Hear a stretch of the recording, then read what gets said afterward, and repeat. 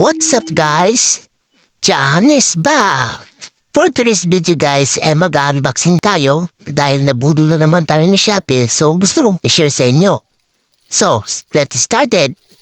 Ito pala guys ay diving suit para sa ating night dive store fishing.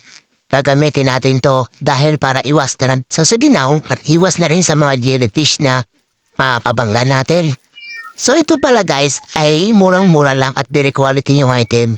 May free gift pa siya. Ito, papakita ko sa inyo kung ano yung nakuha kong free gift sa kanya. So ayan, minubuksan ko na siya guys. At murang-mura ko rin itong nakuha. Nabili si Shopee.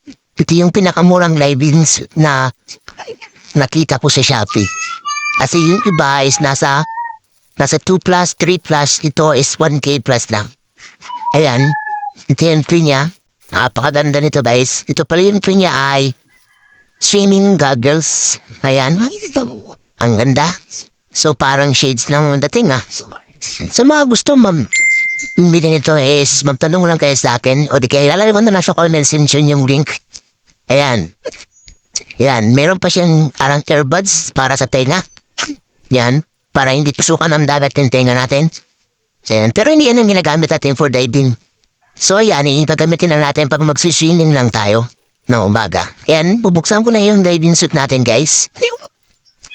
Ayan. Since na kasi isang kamay lang kasi hawak ko yung isang cellphone. So, ang hirap pala pag isa lang ang cellphone, gamit na yung paa. Ayan.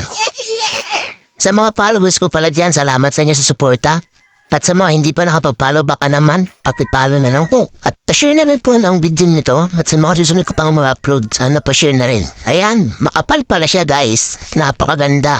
Wala namang damage. Yun na rin yung aking junior. Sigurado talagang bagong-bago yung dating.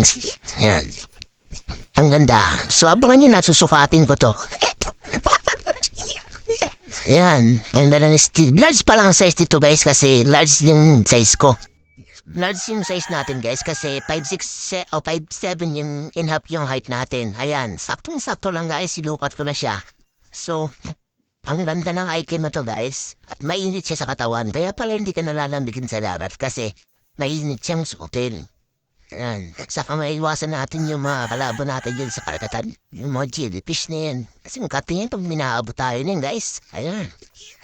Sa mga gustong bumili, magtanong lang sa akin. Lalagay ko sa link. See ya!